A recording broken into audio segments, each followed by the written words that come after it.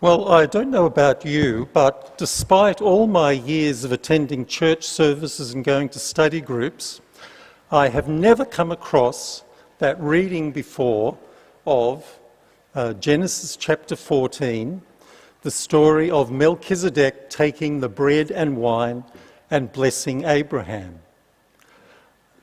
Never come across it before. And the passage from the letter of Hebrews, well, it's somewhat more familiar, where the unknown writer focuses on the enigmatic figure of Melchizedek. For early Christians at that time, this was an important discussion, because clearly Melchizedek is outside the priestly tradition of the Jews, and yet is a servant of the Most High God, and manifests God's favour. The story of Melchizedek affirms that God is present and working through others outside the chosen people.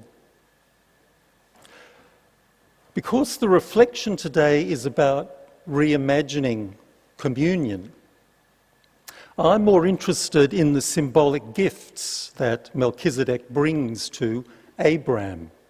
It's actually in the next chapter that Abraham becomes Abraham as he has this new covenant with God. So, the bread and the wine. I spoke with a Jewish friend about this gesture of the gifts, and she suggested they were symbolic of friendship and blessing.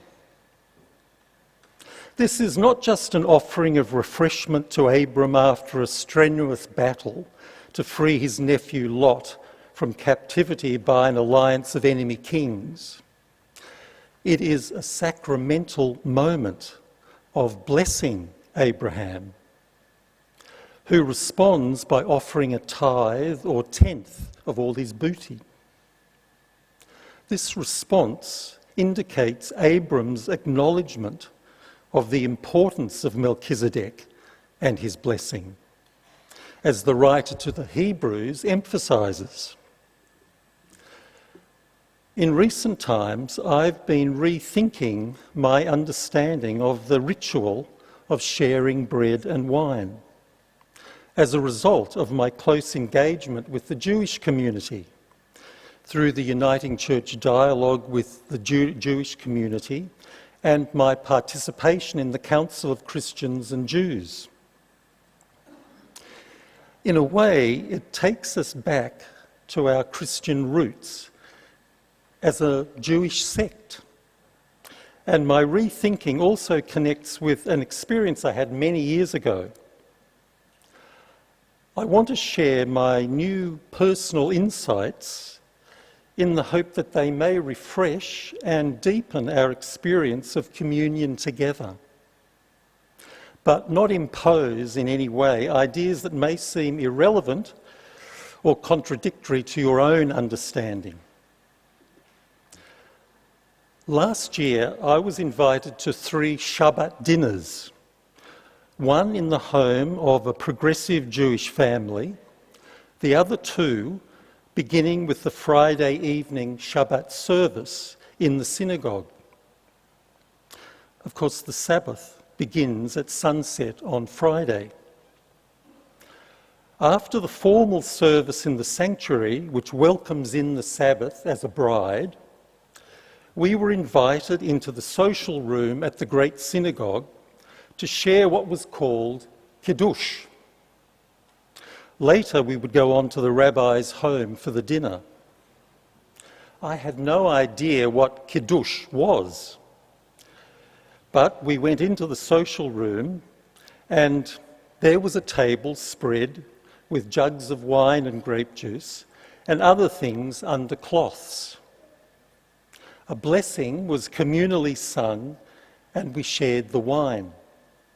Then the cloths were lifted, revealing the bread and other snacks, which we shared after another sung blessing. It was all very friendly and relaxed, and we shared the elements. Even more so at another synagogue where the large group milled around in the foyer after the service, chatting first as the elements were brought around to share after the singing. It became apparent that Kaduche could be celebrated in many different ways, in different contexts. It's a very celebratory experience.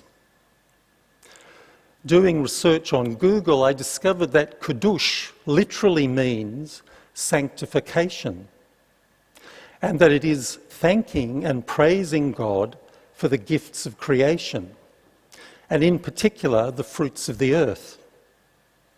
It marks a sanctification or separation of the Sabbath from the other days of the week. It was very similar to the prayers of thanksgiving in our traditional Christian communion service. It reminded me how fundamental these symbols of bread and wine are in religious tradition, and how central they are to the actions of Jesus in the Last Supper. He was adding a new layer of symbolism to the traditional sacramental understandings when he said, "This is my body and this is my blood," announcing a new covenant with God through him. The original covenant with Abraham was for a chosen people, but the new covenant would be for all people. The primal nature of the symbolism of the bread and wine, which predates Judaism or Christianity, called to mind another experience. Towards the end of my training to be a Steiner teacher, I was required to do work experience in different schools to see how the pedagogy could be applied in different ways. I chose to go to the Steiner School at Mount Barker in the Adelaide Hills. I caught the school bus from the city, which laboured up the steep climb and through the hills to the school gate. As I descended from the bus, I was hit with a massive sinus attack, which was way beyond anything that my over-the-counter medication could deal with. It may not be a causal connection, but I noticed large fields of ripening wheat coming right up to the school boundary. Not far away, there were also vast vineyards producing high-quality South Australian wine. So it made sense that in the reception area of the school, there was an impressive mural on the wall depicting the stages of growth of the grain and the grapes. After administering some more powerful medication from their own supply, one of the teachers explained the deeper significance of the mural to me. The wheat was an example of the hardening forces at work in nature. The bud emerges green and soft and matures into the hardened golden grain that can be pounded into flour to make the bread. The opposite process is at work with the grape. It starts green and hard and slowly softens into the succulent, rounded grape. These are forces at work in the outer world of nature, but they are also at work in the inner soul life of people. The hardening forces are about firming, forming, shaping, separating, thinking, analysing, individualising. The softening forces are about flowing, feeling, reaching out, connecting, unifying. We have these two tendencies within us, to separate and to connect, that need to be held in balance. And in a sense, this is what the Christ within does. The bread symbolises the body of Christ within us, and the wine, his lifeblood. Another way of looking at the act of communion is to see it as a celebration of Christ's gift of wholeness, as the two contradictory, opposing soul forces are unified in his being. But it also reminds us of the cost. Perhaps in the past, there's been an overemphasis on the cost rather than a celebration of the gift. There is a powerful line in the last film of the great Russian director Andrei Tarkovsky, who was undoubtedly one of the great geniuses of the cinema. His last film, The Sacrifice, begins in darkness with the pure sounds of a Bach cantata. Gradually, a bright object appears in the darkness, and you realise it is being held in a hand. As the camera pulls back, it is revealed that this is the figure of one of the Magi offering a gift to the Christ child in a Renaissance painting.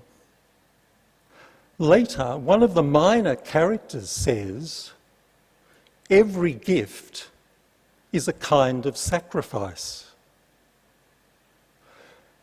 That line has stayed with me for many years, and I think about it a lot.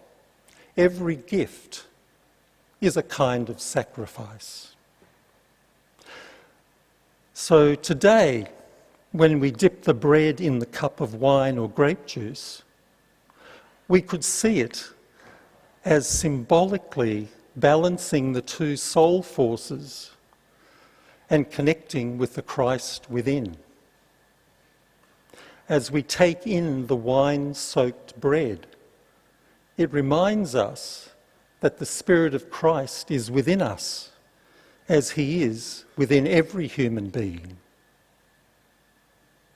So the taking of the bread and the wine can be an intensely personal moment of communion and wholeness, but it can be also a sense of wider connection as we recognise that the Christ within, which we experience, is present in all people as a balancing force at work in human consciousness. So to finish, let's go back again to the primal metaphor with some verses from the Kaduche. Prepare the meal of perfect faith, which is the delight of the holy God.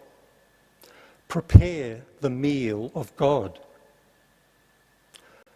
Blessed are you, our God, ruler of the universe, who creates the fruit of the vine. Blessed are you, our God, ruler of the universe, who brings forth bread from the earth. We could add, blessed are you, loving Christ, who invites us to the feast, who sustains us and makes us whole with his conscious presence. Amen.